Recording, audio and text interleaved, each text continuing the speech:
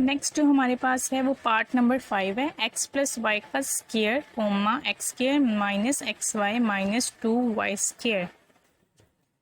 अब ये क्वेश्चन आपके पास नोट्स में सॉल्व नहीं था, इसलिए मैंने सेपरेटली सॉल्व कर दिया है। अब देखो एक्स प्लस वाई का square ratio x square minus x y minus 2y square proportional, second value repeat हुई और लास्ट वाली वैल्यू को लेट कर लिया। Product of extreme product of mean का फॉर्मूला अप्लाई किया तो हमारे पास एक्स प्लस वाई का स्क्वायर सी से मल्टीप्लाई हो जाएगा और ये दोनों आपस में मल्टीप्लाई हो जाएंगे। क्योंकि स्टूडेंट्स ये दोनों सेम थी, वैल्यूज़ भी साइन भी वेरिएबल्स भी, तो इन दोनों का मैंने होल स्क्वायर बना लिया। अब देखो यहाँ पे कोई फॉर्मूला अप्लाई नहीं हो सकता, फॉर्मूला तभी अप्लाई होता है यहाँ पे अगर 2 होता है और यहाँ पे 4।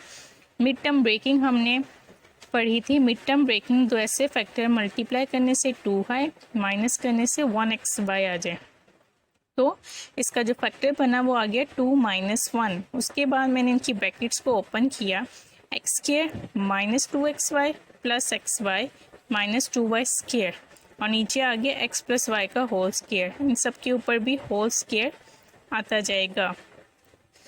उसके बाद जब हमने इन दो वैल्यूज़ में से कॉमन लिया तो कॉमन था x, अंदर रह गया x माइनस 2y। इन दोनों में कॉमन था y, अंदर रह गया x माइनस 2y। अब इन एक दफ़ा हमने ब्रैकेट वाली टर्म्स को लिख दिया और एक दफ़ा बाहर वाली टर्म्स को। स्क्वायर यूज़ होता जा रहा है क्योंकि मैंने इस पूरी टर्म का स्क्वायर ले लिया था क्योंकि ये 2 दफ़ा थी।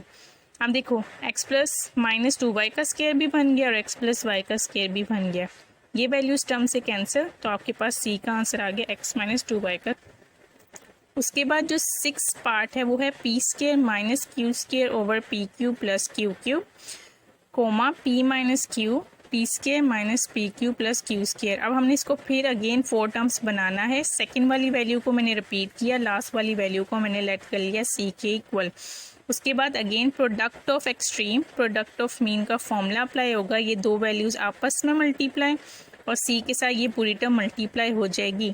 अब सिर्फ c वेरिएबल को फाइंड आउट करना है। P cube plus Q cube इसके साथ डिवाइड था, दूसरी साइड पे मल्टीप्लाई हो गया यहाँ पर, और P square minus Q square multiply था वो वहाँ जाके डिवाइड हो गया, यानी वैल्यूज़ वहाँ जाके रेसिप्रोकल हो गई। अब हमने वैल्यूज जितनी हमारी कट हो सकती हैं उसको कट डाउन करना है। इन वैल्यूज़ को मैंने एज इट इज़ रहने दिया। मैंने यहाँ P Q plus Q cube का फॉर्मूला अप्लाई कर दिया जो कि इक्वल होता है P plus Q P square minus P Q plus Q square. A cube plus B cube का फॉर्मूला अप्लाई हुआ है यहाँ पर। नीचे ए स्क्वायर जैसे माइनस बी स्क्वायर आ जाए तो इक्वल होता है A minus B A plus B, तो P square minus Q square किसके इक्वल आ गया P plus Q P minus Q. ये सारी वैल्यूज़ को मैंने एज इट इज़ रहने दिया। इन दो वैल्यूज़ के फॉर्मूला ओपन कर दिए, जो वैल्यूज़ कट हो रही थी उनको कट डाउन किया और ये आपके पास फाइनल आंसर आ गया। तो ये थे सारे पार्ट्स थर्ड प्रोपोर्शनल के अकॉर्डिंग। अब हम स्टार्ट करेंगे फोर्थ प्रोपोर्शनल। अब हम स्टार्ट करेंगे find a fourth proportional. Third proportional में दो वैल्यूज़ गिवन थी, सेकंड को रिपीट किया था, लास्ट वाले को लेट किया था वेरिएबल के इक्वल। फोर्थ प्रोपोर्शनल में आपके पास 3 वैल्यूज़ गिवन होती है। फोर्थ टर्म को आप लेट करते हो किसी वेरिएबल के इक्वल, जो कि मैंने लिया है डी। आप कोई और वेरिएबल भी यूज़ कर सकते हो। अब इसका जो होमवर्क वाले पार्ट्स हैं वो 1, 3 और 5 है, ये आप खुद सॉल्व करोगे। इसके अलावा 2, 4 और 6 पार्ट मैं खुद सॉल्व करवाऊंगी, सबके मेथड सेम हैं।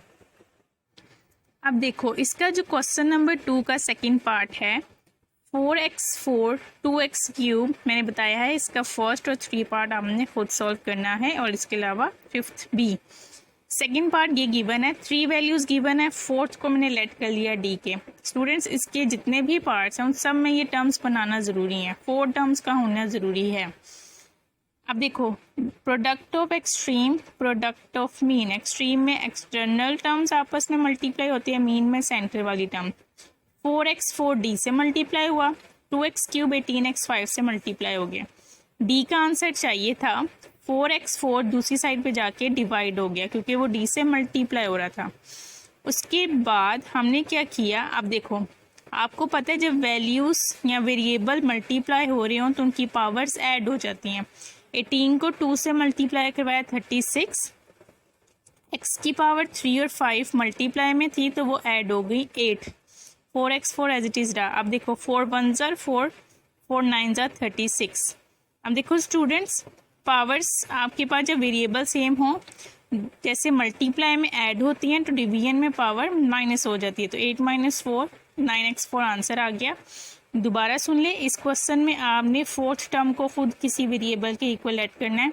जैसे उसमें थर्ड प्रोपोर्शनल था तो मैंने सी के इक्वल ऐड कर लिया, इसमें फोर्थ है तो उसके अकॉर्डिंग फोर्थ वेरिएबल जैसे हमारे पास डी होता है तो मैंने डी ऐड कर लिया। इसका फर्स्ट और थर्ड पार्ट खुद सॉल्व करेंगे। अब मैं फोर्थ पार्ट पे आ रही हूँ।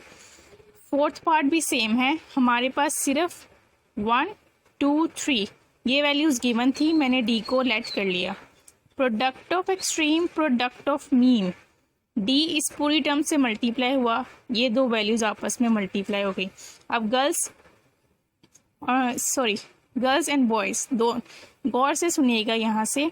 x - 3 5x - 4 - 40x³ और ये वैल्यू उधर जाके डिवाइड हो गई।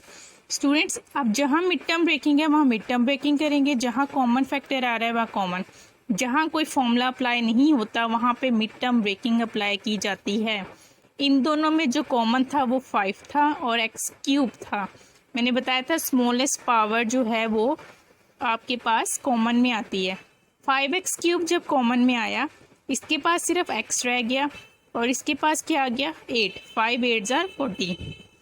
अब दो ऐसे फैक्टर्स जिनको मल्टीप्लाई करने से 24 आए और प्लस करने से 11 आए, तो हमारे पास 8 3 = 24 होता है। 8 और 3 को मैं ऐड करूँ तो 11 भी आता है। ये मेरे पास फैक्टर्स आए, मैंने इनको ऊपर वालों को अरेंज कर लिया, नीचे वालों को ओपन कर लिया। अब देखो, इन दोनों में जब कॉमन लूँगी x - 8, इन दोनों में जब कॉमन लूँगी -3 तो अंदर रह गया x - 8। एक दफ़ा ब्रैकेट वाली टर्म, एक दफ़ा बाहर वाली टर्म, ये दोनों वैल्यूज़ आपस में कट हो गई, आंसर आ गया 5x³ सेम मेथड सा, सिर्फ हमारे पास क्या चेंज आया कि हमने यहाँ पे मिड टर्म ब्रेकिंग की है। ओके स्टूडेंट, अब हम इसका 6 पार्ट स्टार्ट करेंगे। 6 पार्ट में भी 3 वैल्यूज़ गिवन है। फोर्थ वाली वैल्यू को हम लेट करेंगे किसी वेरिएबल के इक्वल। अब देखो, हमारे पास यहाँ पे क्या आया था फॉर्मूला, प्रोडक्ट ऑफ एक्सट्रीम और प्रोडक्ट ऑफ मीन, यानी हमारे पास ये 4 टर्म्स थी। सेकंड ये वाली टर्म और ये गिवन थी। डी को हमने लेट कर लिया। प्रोडक्ट ऑफ एक्सट्रीम और प्रोडक्ट ऑफ मीन का फॉर्मूला अब हम अप्लाई करेंगे। अब देखो, product of extreme, product of mean, D इस पूरी टर्म से मल्टीप्लाई हुआ, वो दो मीन वाली वैल्यूज आपस में मल्टीप्लाई हो गई। ये दोनों डी से मल्टीप्लाई था, दूसरी साइड पे जाके हमने क्या कर दिया, डिवाइड कर दिया। अब देखो स्टूडेंट्स, p² - q² था, उसको मैंने ओपन किया, p + q p - q, ठीक है। अब देखो, हमने फॉर्मूला कंबाइन करना भी सीखा था। अभी हमने पढ़ा था कि a² - b² a + b a - b, तो उसके according p² - q² p + q p - q cube का ये पूरा फॉर्मूला है। अगर मैं देखूँ तो ये पूरा फॉर्मूला मेरे पास यहाँ बन रहा है, तो हम डायरेक्ट लिख देंगे कि ये किसका फॉर्मूला है, p³ - q³ का। ये दो वैल्यूज आपस में क्या हो जाएंगी, कैंसिल आउट हो गई। अब p + q बचा है, ऊपर pq + q³ है। अगर स्टूडेंट्स फॉर्मूला में कोई ऐसी वैल्यू है जो इससे कट हो रही है, तो आप उन फॉर्मूलाज को ओपन या कंबाइन करोगे। इसको मैंने दोबारा से इस फॉर्मूला के अकॉर्डिंग खोल लिया कि अगर pq + q³ आ जाए तो वो इक्वल होता है p + q, और बस यहाँ माइनस आएगा, बाकी फॉर्मूला सेम रहेगा। मैंने ओपन कर दिया, ये कैंसिल आउट हुआ, ये आंसर आ गया। तो ये आपका आज का लेक्चर था कि हमने थर्ड और फोर्थ प्रोपोर्शनल को कैसे फाइंड आउट करने हैं। जो से पार्ट मैंने होमवर्क के लिए किए हैं वो आप लोग ट्राई करेंगे। होप सो सबको समझ आ गई होगी।